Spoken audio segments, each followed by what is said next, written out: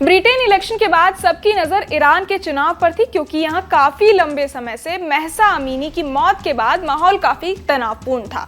अब ईरान को अपना नया राष्ट्रपति मिल चुका है, जिनका नाम है मसूद पेजेश्कियान।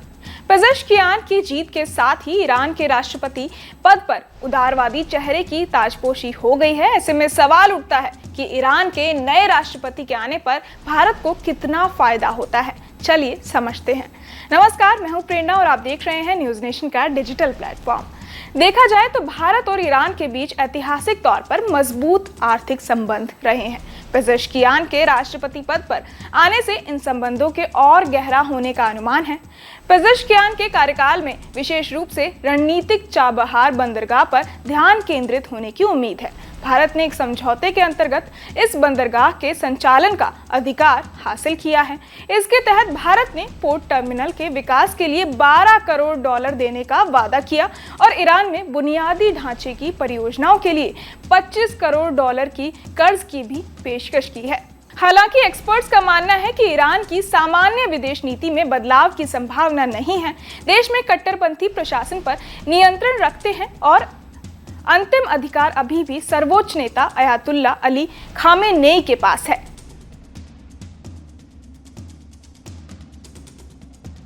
ईरान भारत के कच्चे तेल के प्रमुख स्रोतों में से एक है। पश्चिमी प्रतिबंधों की पृष्ठभूमि में ईरान तेल के निर्यात यानी एक्सपोर्ट में बढ़ोतरी की ओर देख रहा है। ऐसे में भारत कच्चे तेल के विश्वसनीय और यकीनन सस्ते स्रोत की तलाश कर सकता है। क्षेत्रीय सुरक्षा के लिए पेजेश्कियान के दृष्टिकोण पर नई दिल्ली की कड़ी नजर होगी। इजराइल के खिलाफ ताकतों के पक्ष में लामबंद होने का पेजेश्कियान का रुख इस क्षेत्र में भारत की कूटनीति पर असर डाल सकता है। पेजेश्कियान ने चुनाव परिणाम के पहले ही कहा था कि इजराइल से संबंधों पर उनका रुख पूर्ववर्ती शासन की तरह ही होगा, जो कि भारत के लिए चिंता की बात है। भारत और ईरान के बीच मजबूत सहयोग के लिए एक और मंच अंतर्राष्ट्रीय उत्तर दक्षिण परिवहन गलियारा यानी INSTC है, जो ईरान के माध्यम से भारत को रूस से जोड़ने वाला अंतर्राष्ट्रीय मल्टी मॉडल परिवहन मार्ग है।